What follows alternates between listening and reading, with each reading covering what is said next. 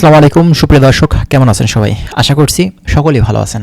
আজকের ভিডিওতে আমরা মালয়েশিয়ার সম্পূর্ণ বিষয় নিয়ে আমরা আজকে কথা বলবো এবং মালয়েশিয়ার বর্তমান সময়ে কিন্তু এখন নতুন করে কলিং ভিসার কি তথ্য আছে এবং গত বছরের কর্মীগুলার সর্বশেষ কি আপডেট আছে, আমরা সেগুলো নিয়েও কিন্তু কিছু কথা বলতে চাই এবং সেই বিষয়গুলো নিয়েই আমাদের মিরাজ হোসেন গাজী ভাই একটা রিপোর্ট তৈরি করেছেন। তো সেটা আপনাদেরকে আমি দেখাই, তাহলে বিস্তারিত বুঝতে পারবেন যে মালয়েশিয়ার কলিং ভিসার সর্বশেষ বর্তমান এখন কি পরিস্থিতি চলছে, নতুনদের জন্য কি আপডেট আছে এখন পর্যন্ত, আপনার এজেন্সির লিস্ট এসেছে কিনা, আপনার মেডিকেল কবে থেকে শুরু হবে এবং পুরনো যারা আছে তাদের কি পরিস্থিতি, চলুন সেটা দেখাই।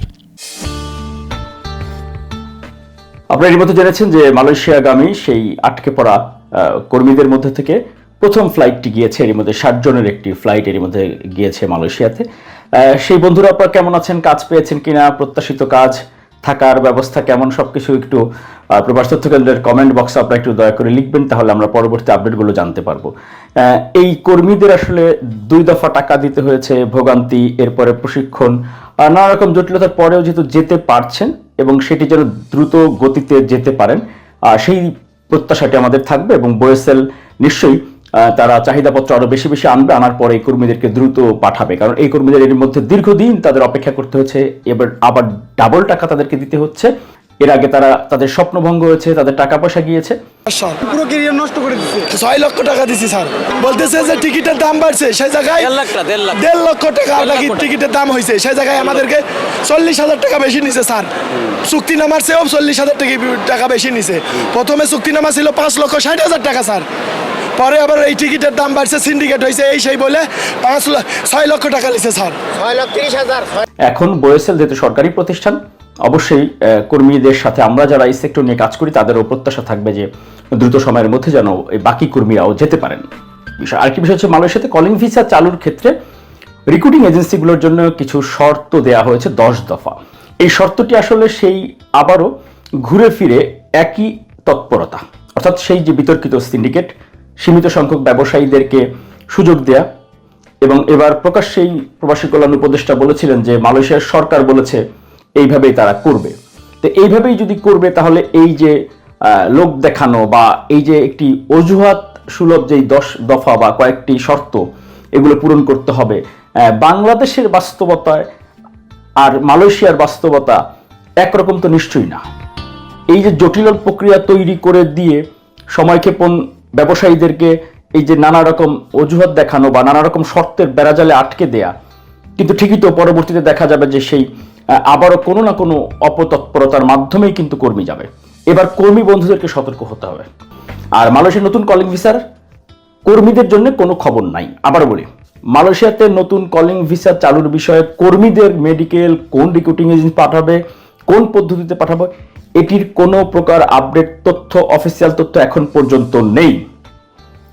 ফেসবুকে বিভিন্ন বিজ্ঞাপন দেখা যায়, যাদের আপনাদের টাকা দেওয়ার ইচ্ছা দিতে থাকেন। আমি অনেক ব্যস্ততার কারণে ইদানিং আসলে সেইভাবে করে নিয়মিত ভিডিওগুলো দেওয়া হয় না, তারপরে গুরুত্বপূর্ণ তথ্যগুলো দেওয়ার চেষ্টা করি এই ব্যস্ততার মাঝেও। এখন রাত বাজে কয়টা, 3:30 সকাল অফিস।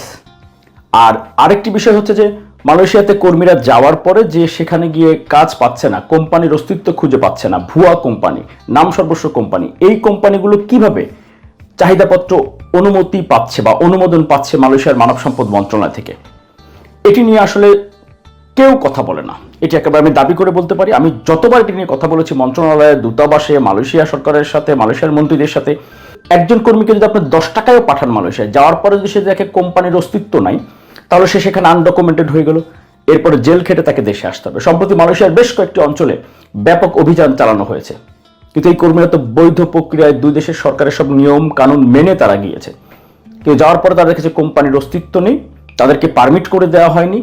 এই যে অনিয়মগুলো, কর্মীরাও আবার অভিযোগ করতে চান না লিখিতভাবে, হয়রানি ভোগান্তির আশঙ্কা তারা করেন, এগুলো তারা মেনে নেন তাদের নিয়তি হিসাবে।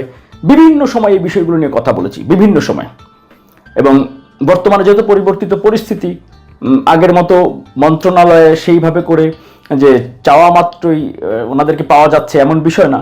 সামনে হয়তো নির্বাচিত সরকার আসলে এর পরবর্তীতে বোঝা যাবে যে আসলে পরিবর্তনটি কি হয়। তবে আপনারা সতর্ক হন না, পরে বলার সময় বলতে পারেন, অভিযোগ করতে পারেন, মিরাজ ভাই আপনি তো এই আমাদের জন্য কিছুই করলেন না, আপনি কাউকে টাকা আগে দিয়ে দিবেন, দেওয়ার পরে আমি কি করব? আমার বাংলা ভিশনের এক কলিগ 12 লাখ টাকা ওনার ছেলের জন্য ইটালি যাওয়ার জন্য দিয়ে রাখছে। আমি তাকে কতবার বলছি, ভাই ইটালির মূল অবস্থা বা ফল এটা 70% হচ্ছে ভুয়া জাল কপি। এরপর আমার কথা ওনার বিশ্বাস হয়নি, আমার কোন আত্মীয়ের কাছে উনি দিয়ে 1.5 বছর ঘুরতেছে। এটা অস্বাভাবিক কোনো কিছু না, এটা খুব কাছের মানুষজন দেখবেন যেরকম এই যে আমি যে নিষেধ করি, আমার এই প্রবাস তথ্য কেন্দ্রের আইডিয়াটা কিন্তু খেয়াল করেছেন নিশ্চয়ই, আজকে তো খেয়াল করবেন। উৎসাহিত করা না, সতর্ক করা, সচেতন করা, থামিয়ে দেওয়া, যে থামেন, দাঁড়ান। আপনি যখন থামাই দিবে কেউ, দাঁড়াবেন যখন, তখন আপনি চিন্তা করার সুযোগ পাবেন। আমি গতানুগতিক তথ্য দেওয়া বা সাংবাদিকতাও যেমনি করি না, আবার গতানুগতিক যে ইউটিউবার বা ফেসবুকার বা কন্টেন্ট ক্রিয়েটর সেটাও আমি হতে চাই না, সোশ্যাল মিডিয়া অ্যাক্টিভিস্ট হতে চাই না। একজনও যদি আমার কাছ থেকে উপকার পান তথ্য নিয়ে, ওইটাই আমার সার্থকতা। 1000 জন যদি আমার বিরুদ্ধেও থাকেন, আমার কিছু যায় আসে না। আচ্ছা, আপনারা কিন্তু ভিডিওটি সম্পূর্ণ দেখলেন এবং বুঝতে পারছেন যে এখন সর্বশেষ কি পরিস্থিতি। নতুনদের জন্য কিন্তু আপাতত কোনো আপডেট নেই যতক্ষণ না পর্যন্ত এজেন্সির লিস্ট আসছে। আর পুরানো যারা আছে তাদেরগুলো কিন্তু আস্তে আস্তে স্টেপ বাই স্টেপ ফ্লাইটগুলো চলছে, এটা কিন্তু চলতেই থাকবে ইনশাল্লাহ। আর 31শে ডিসেম্বর পর্যন্ত কিন্তু আপনার এই মালয়েশিয়ার কলিং ভিসার অনুমোদন, আপনার কোঠা অনুমোদন কিন্তু আপনার এটা উঠতেই থাকবে, ঠিক আছে। এবং যতটুকু আমরা বুঝতে পারছি 31শে ডিসেম্বরের আগে হয়তো বা কোনো ধরনের আপডেট নাও আসতে পারে নতুন ভিসা খোলার ক্ষেত্রে, ঠিক আছে। তো যাই হোক, আমাদের চ্যানেলে চোখ রাখবেন, আমরা চেষ্টা করব সেই সব বিষয়গুলো নিয়ে পুনরায় আপনাদের মাঝে প্রতিনিয়ত আপডেট দেওয়া। ভালো থাকুন, আল্লাহ হাফেজ।